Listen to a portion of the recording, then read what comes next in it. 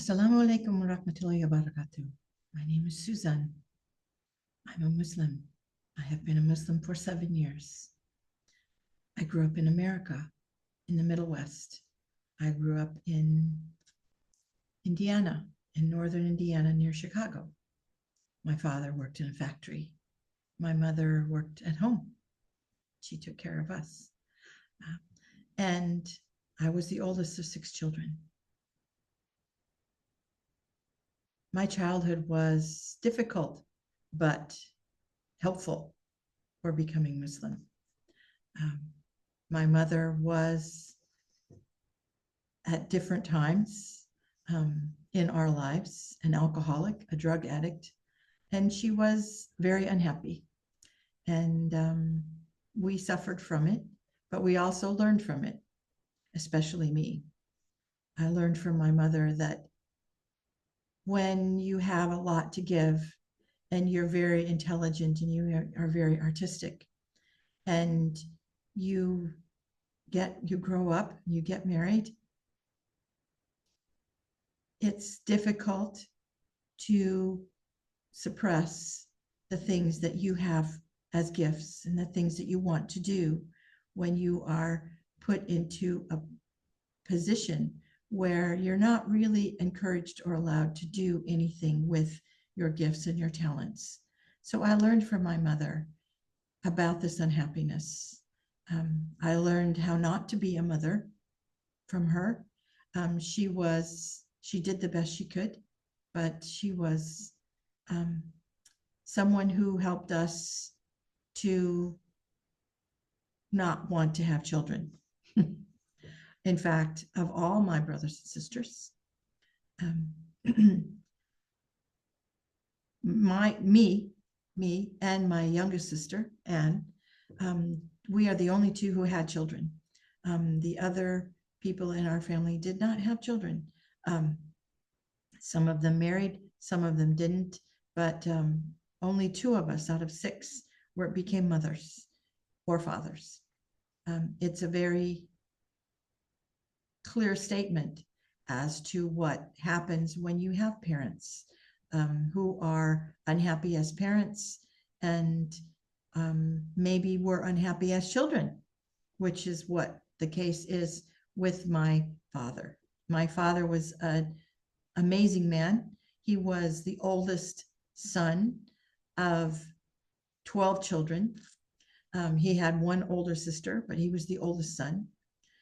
As he was growing up, he decided that he did not want to do what his father had intended for him to do.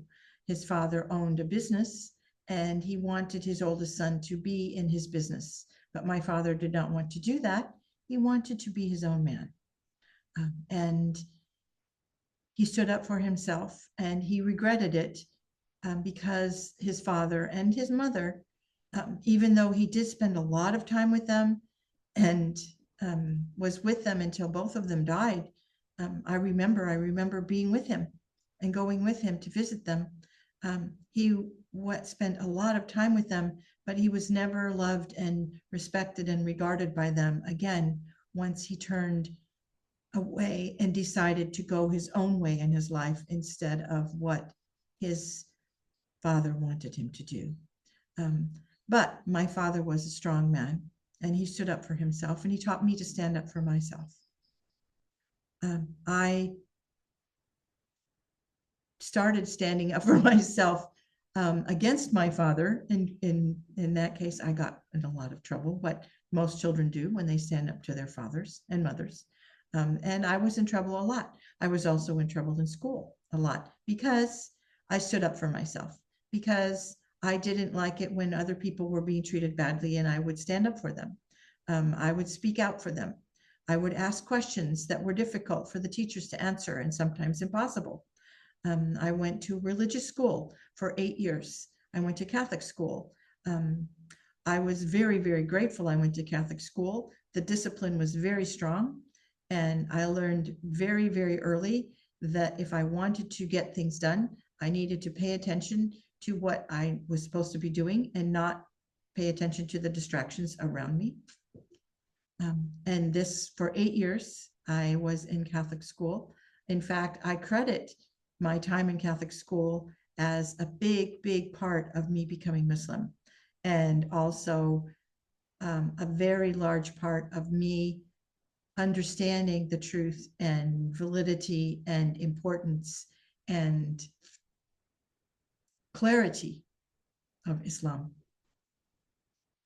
Um, after I got out of Catholic school, I told my mother I would not participate in the Catholic religion anymore. I told her I had gone to church, mass, we call it, the ceremony, for 8 years every day. And I had done my time. And I said, I'm finished going to church and going to being part of a religion that I could not understand because it was not logical. I didn't understand many of the reasons that they gave us for doing things or not doing things. We were not taught correctly as far as giving a basis for understanding, a global understanding of what we were, except for one thing. I was taught by nuns in the Catholic school.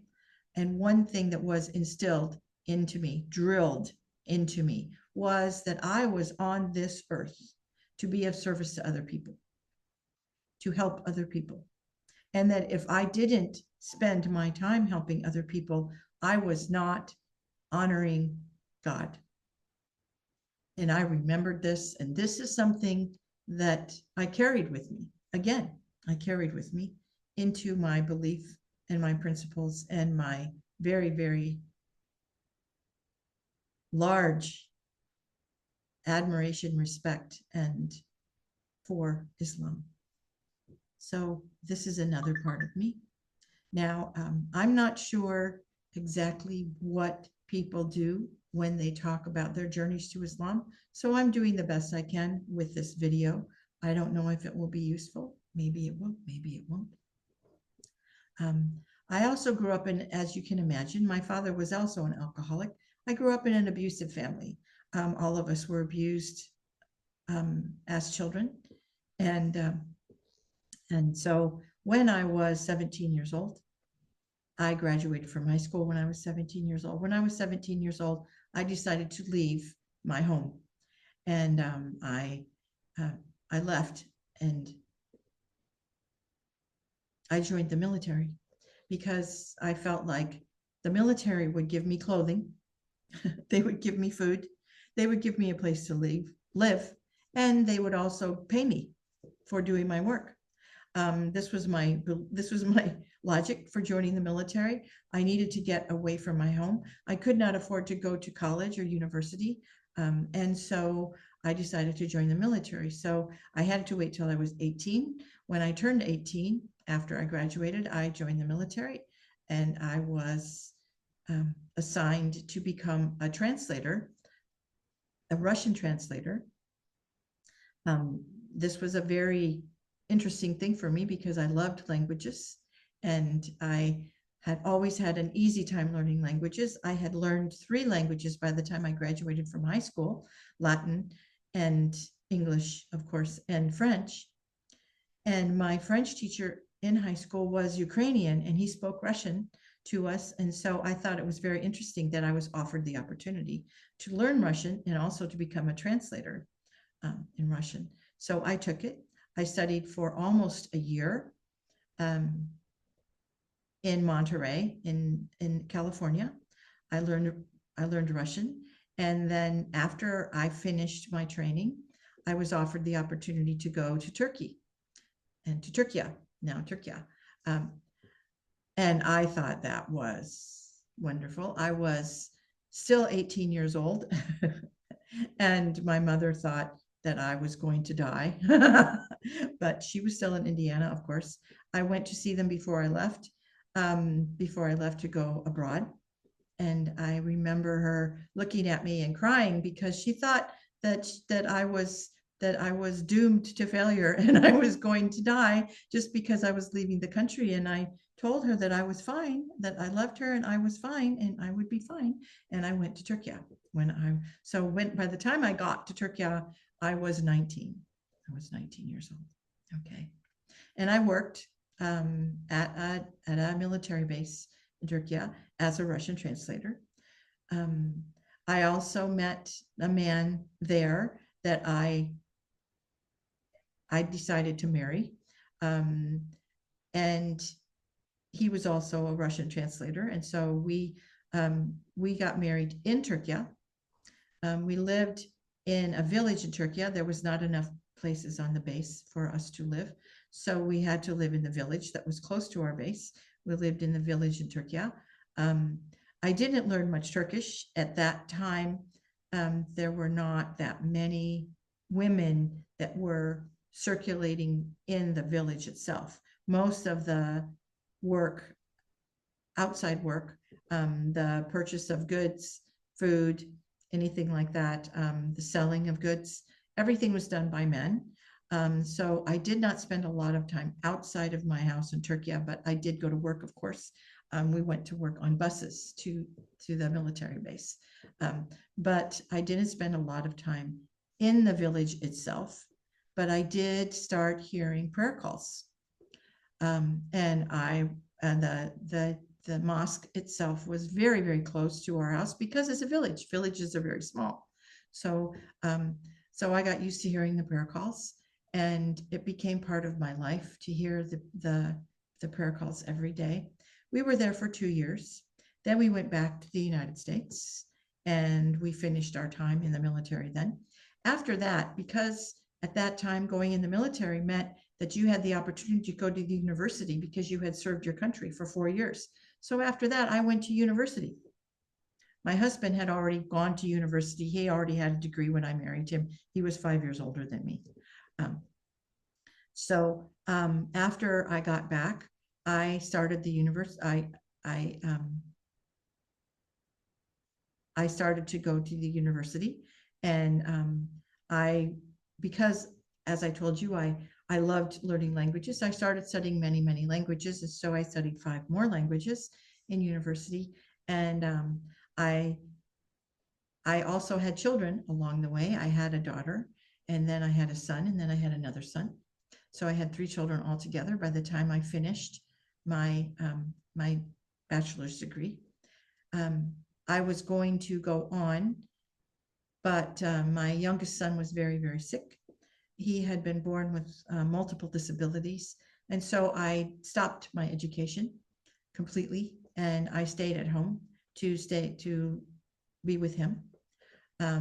He lived for 18 and a half years, and then he died.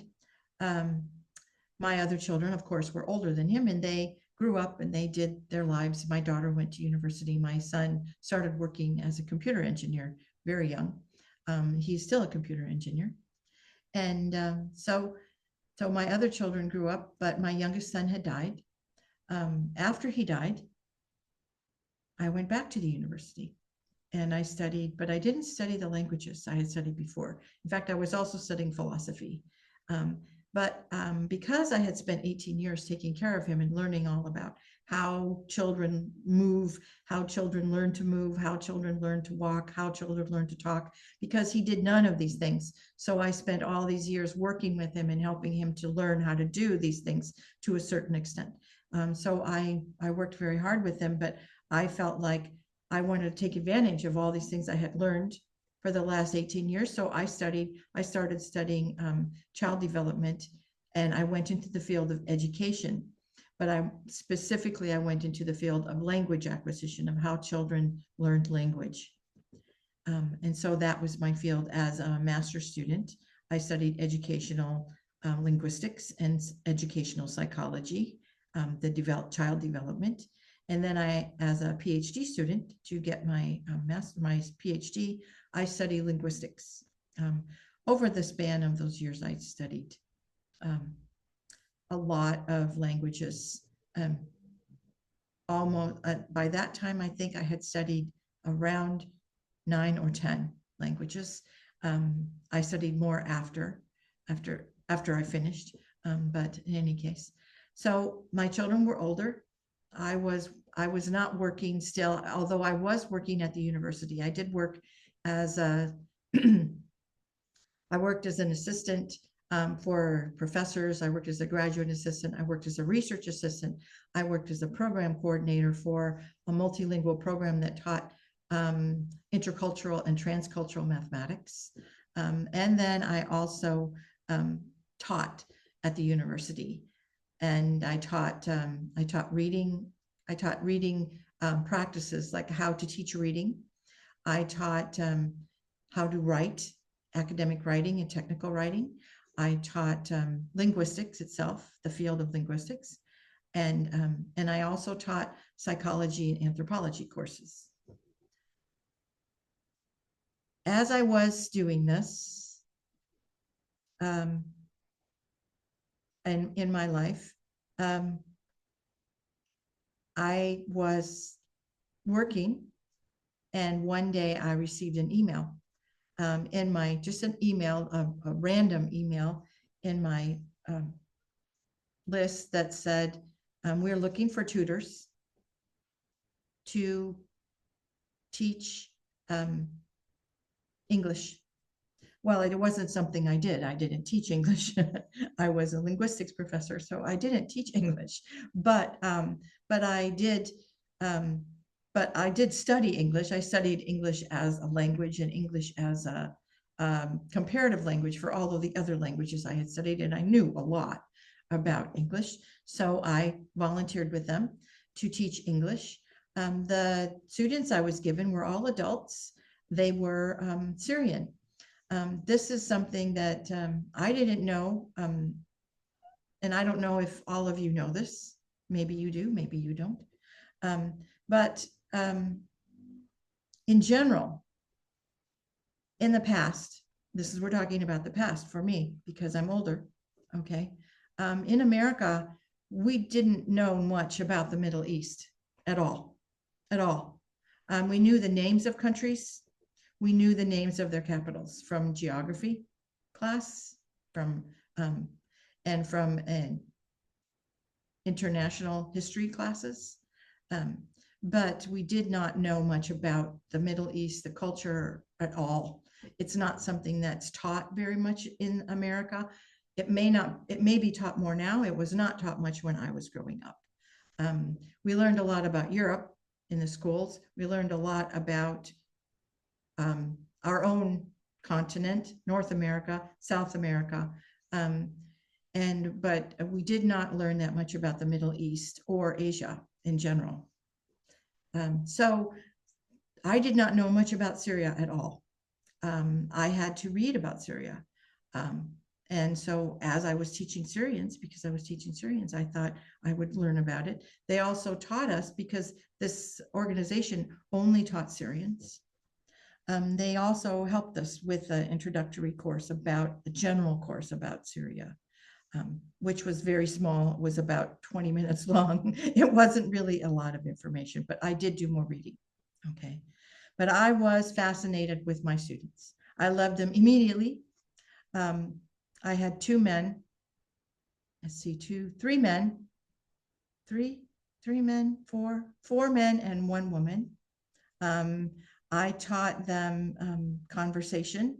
I taught one man specifically, he was working on his senior thesis, and also eventually I was with him for 3 years, his master's thesis. So I worked with him on his writing and his thesis. I helped him with his thesis.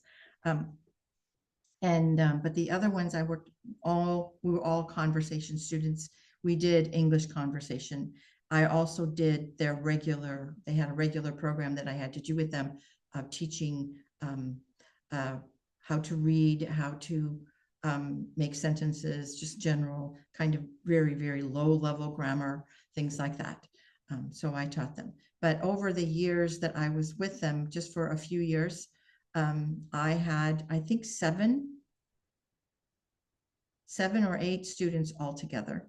I still know almost all of them. And in fact, I know them here. Right now, I'm in Beirut. One of my students is here in Beirut, also his brother and another student that I met through them. Another one of my students is in Turkey, and another one of my students, two, three, four of them were in Syria. Some are still in Syria, some are not in Syria. But now that I'm here, but I wanted to tell you more about this was basically my introduction, not my introduction to Muslims. Obviously, I had lived in Turkey for 2 years when I was very, very young, and I got married there. I was married in my village. In fact, I was married in my village. Um, there was no other way to get married than by going to the magistrate in the village. I went to the magistrate in the village. We did, and we were married by him. It was an Islamic contract marriage. I still have a picture of it. It's and so we were married. It was a basic contract marriage, the way you get married in Turkey. We were not married in a Western way at all. We were only married in an Islamic contract marriage, but it was approved by our government, by the American government, and so we were officially married. Okay, so there's that. But also,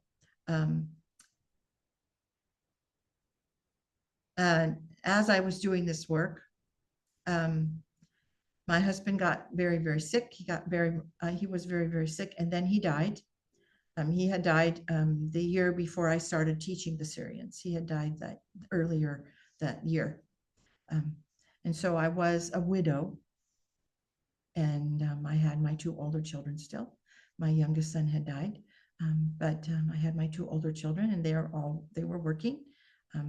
So this is what I was doing, okay? And I was listening to my Syrians and listening to them talk and listening and watching them laugh, and they were all so happy, and it was just very impressive to me, because since I had been reading about Syria, I learned about what was about the terrible things that were happening there, and I didn't know that much about it until then. But after that, after I met them, I knew much more about it.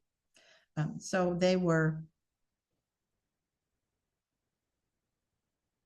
happy and wonderful and joyful, and so just a pleasure to be with every single time I was with them. I was so impressed by their ability to just go past the difficulties of their lives and keep moving on and keep going forward, and be happy and smiling and kind, and it was just so impressive to me. I was just really impressed. Much different from my experiences teaching at the university in America, where the students are not, the students I knew were a lot like this. They, in general, the university students in America are not, well, the ones I knew, I was in New Mexico, the ones I knew were not, they had a lot of personal problems, a lot of things were happening with them, and it always showed in their work and their attitudes. It was not the kind of attitude that the Syrians had. Their attitude was, they were happy and always happy to see me, always happy to be with me, and happy to share their information or experiences with me. And we talked all the time because we were doing conversation. Okay, so after the first 6 months teaching them, I thought I wanted to know more about where this inner joy that they seemed to have came from. It just seemed very interesting to me. So I had many books in my house. I had my own library in my house because I had been studying for so long and I'd studied so many languages. I studied philosophy. I had a large set of 10 books about the basic religions in the world. And one of them was the Quran. I had never read the Quran. I had never read several of the books I had. They were all about religions that I didn't study and I wasn't part of. So I had never read the Quran. I had read the Bible. I took a class in it in high school. I read the Bible, but that's the only full religious text I'd ever read. So one day when I was walking through my library in my house, I looked up and I saw these religious books and the Quran was right there. And I thought, I wonder if if this will help me understand why they're so happy when they're going through these very difficult, really miserable times. So I took it down from my shelf and I decided that I should read it. I thought it will also help me maybe to teach them better, to look at the world in a way that they were looking at it. Because I thought, as a professor, I thought it might give me some insight as to what their perspective on life is. At that time, I was only working with one student because there was a break in the classes, and all the other students were taking the break. And this one student decided that he wanted to stay with me and work with me because he wanted to work on his English, and he would have the advantage of only having just him. We would have one-on-one classes, online classes. So one day I went to him and I took my book. I have my own Quran here, but this is a different one. But this is what I did. I took my book to him. I took the book and I took my book to him. I held up the book in front of the screen and I asked him, I said, would you read this book with me? And he was very, very calm and happy. And he said, of course, I'm happy to read this with you. I said, I'm interested in understanding. I'm interested in reading this book and understanding more about your religion. And he was very, very happy to do that. And that's what we did. That's how my exposure to real Islam actually started. Okay. Well, we read the book. And at the beginning, we read parts that he knew, he thought were easy for me because they were parts where they were about people that I already knew from reading the Bible. So we read about different people in the Quran. We read different parts. My Quran was in English, obviously, and so we read those what we would call chapters in the Bible. In the Quran, of course, they're called surahs. So we read a surah about Maryam. We read a surah about Yusuf. We read, and so these are the things we read. Then after a while, I told him, I said, you know what I would like to do, because I was used to studying philosophy and religious texts anyway. I said, can we just read the book from the beginning? Can we just read it from the beginning? And he said, yes, of course. So we did. We started reading it from the beginning. And then, but he was so generous with his time. I asked him so many questions, probably hundreds of questions during the time that I was reading the Quran for the first time. After I was getting close to finishing reading the Quran, one day I asked him, I looked at him and I said,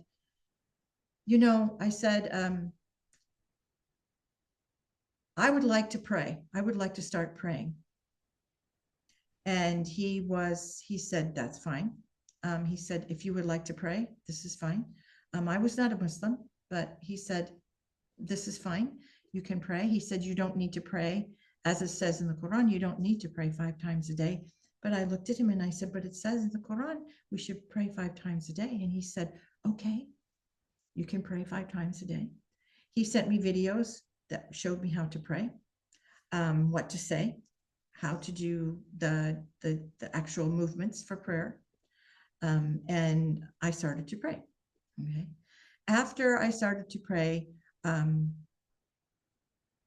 I became even more. He also taught me another thing too, something you have to do in America. You have to have an app on your phone. Okay, you have to have a app on your phone that tells you what time the prayer times are, because there are, in general, of course, not mosques in America that are praying the adhan, so you don't hear it. There's no prayer calls, so you have to find out from online when the prayer calls are. I actually printed out a huge, not huge, but a large calendar for the month that had all of the prayer times for all of the prayers during the month, during the months that I was praying. So I knew, I kept it on my wall so I could keep track of the prayer times. Okay. Anyway, so I was praying. after I had been praying for a while, I continued asking him questions. He continued answering questions for me. My mind started to relax. I started to feel much calmer. I started to feel like I could really understand something and could really relate to something, and really, I really that the information that I was reading in the Quran was so clear and um, so relevant for what I was going through and what my feelings were and are now, that I thought, I just felt this sense of calm kind of enter me. Um, but I kept asking him questions. And of course, I had more questions about things all the time, mostly about why the Arabic, because I would not understand the English. And I would say, what is this in Arabic? Because I don't think the translation is getting the true meaning.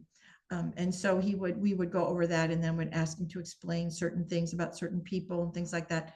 But all in all, I was feeling much, very, very healthy and strong in my mind. I went to him one day and I said, I have made a decision and I have decided to become Muslim. He was very happy for me. Alhamdulillah. And he said, you're already a Muslim, actually. He said, you're a Muslim. He said, we believe that people are born Muslim.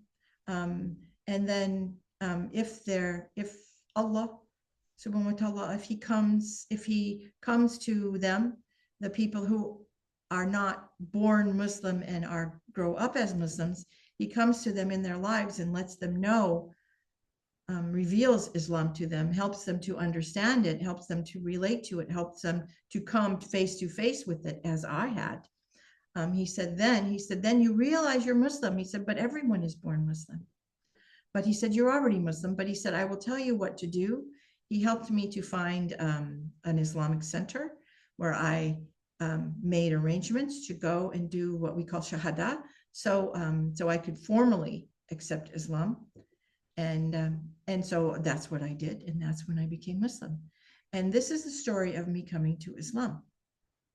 I just wanted to do this. It's Ramadan, alhamdulillah. And we are all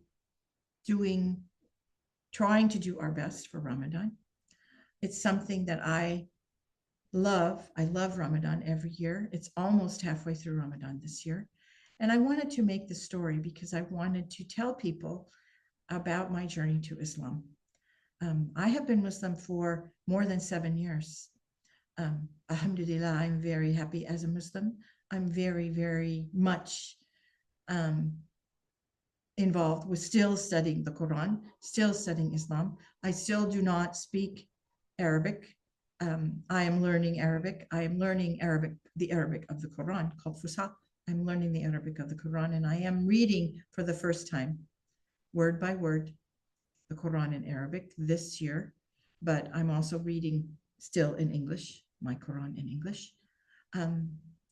This is something I just wanted to share it with you.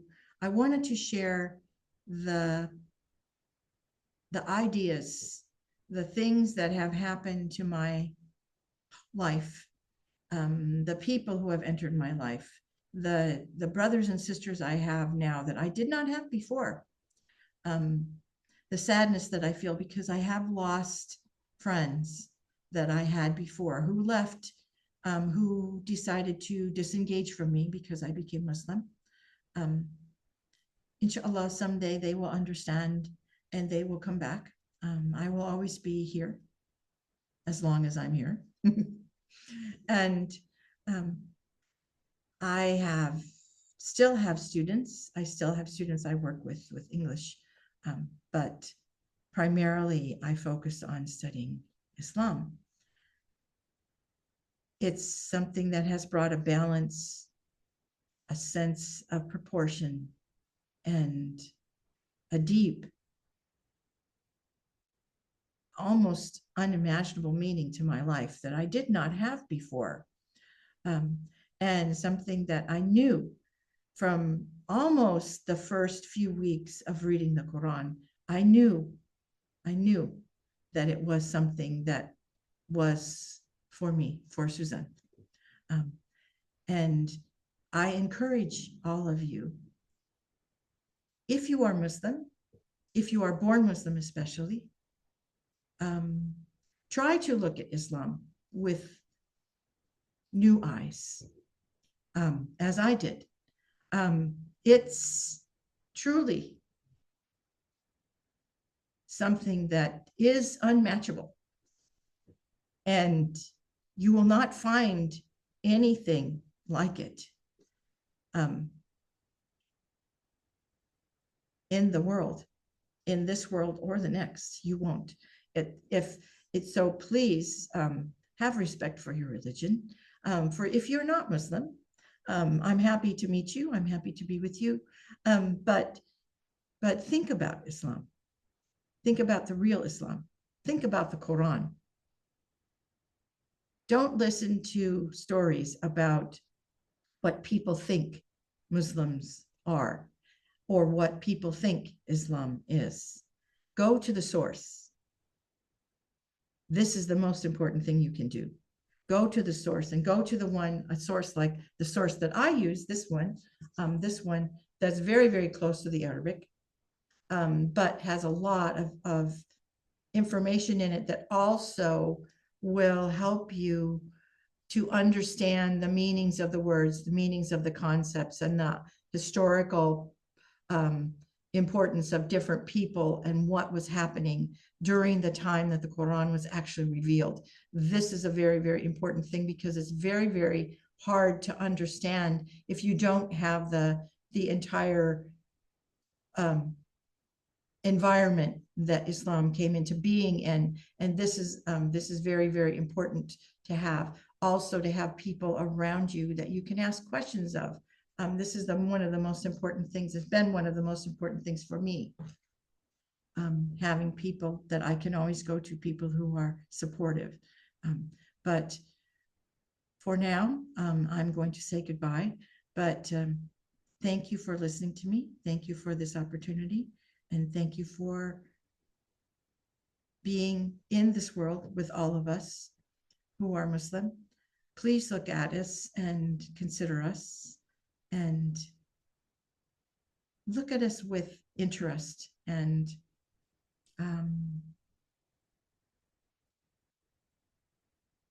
know that we love you. We all love you very, very much. And you're welcome to ask any of us questions that you want anytime. So please, please, please think about Islam and think about Suzan, think about my journey to Islam. And I hope to meet you and see you again soon. Assalamu alaikum wa rahmatullah.